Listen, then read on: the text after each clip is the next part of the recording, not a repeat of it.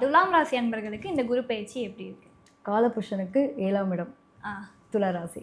துளாராசியை பொறுத்த வரைக்கும் இங்கே வந்து சுக்கிரன் தான் ஆட்சி அதிபதியாக வர்றாரு.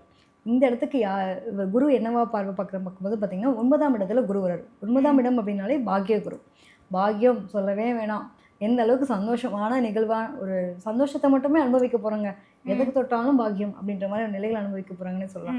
பாக்கியத்தில் வரக்கூடிய குரு இவங்களுக்கு என்ன முறையான மாற்றங்கள் தரப்போகுது? ஏன்னா ஜாக் பாட்டுன்னு வேறு சொல்லியிருக்கோம் துளாராசியை பொறுத்த வரைக்கும். என்னன்னா இவங்களுக்கு இந்த களத்திர ஸ்தானம் சொல்லக்கூடிய இடத்துல தான் காலபுருஷனுக்கு 7ஆம் இடம். அப்போ இங்கே களத்திரம் ஸ்தானம் சொல்கிறோம். இப்போ இவங்களுக்கு பணம் வரவு பணமலை கொட்ட போகுதுன்னு சொல்லலாம். இந்த குரு பயிற்சி துளாராசிக்காரங்களுக்கு நல்ல பணமலை கொட்ட போகுது. தேவையில்லாத கடன்கள் நிறைய கடன் பட்டிருப்பாங்க, அவமானம் அசிங்கப்பட்டிருப்பாங்க. எங்கேயுமே வந்துட்டு தன்னோட பேர் கெட்டு போகணும் அப்படிங்கிற மாதிரி நிறைய இடங்களில் அவமானம் அசிங்கத்தை மட்டுமே சந்திச்சவங்களுக்கு இந்த ஆண்டு அவங்களுக்கு ஒரு மிகப்பெரிய வளர்ச்சியை கொடுக்க போகுது. சூப்பராக இருக்க போகிறாங்க. வாழ்க்கையில் வந்துட்டு நான் ரொம்ப ஒரு சந்தோஷமாக ஒரு காலத்தை இத்தனை வருஷத்தை நான் அனுபவிக்காத ஒன்று அனுபவிக்கிறேன்ப்பா அப்படிங்கிற ஒரு நிலை இருக்க போதுன்னா இந்த ஆண்டு உங்களுக்கு இருக்க போகுது. இப்போ வந்து நிறைய வந்து நகை பணம் வாங்கி நகையும் சரி பணமும் சேர்த்து வைக்க போகிற ஆட்கள் யாருன்னு பார்த்தீங்கன்னா கிட்டத்தட்ட துளாராசிக்காரங்களுக்கும் நிறைய நகை சேரப்போகுது.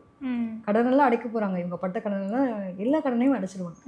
நெருக்கி அடைச்சிட்டு அவங்களுக்கு ஒரு நிம்மதி, அப்பா நான் வந்து என்னுடைய நிலையை நான் அனுபவிக்கிறேன்ப்பா, என்னோட வாழ்க்கையை நான் வாழ்கிறேன்ப்பா அப்படின்ற அளவுக்கான ஒரு மகிழ்ச்சியான தருணத்தை அனுபவிக்க போகிறாங்கன்னே சொல்லலாம்.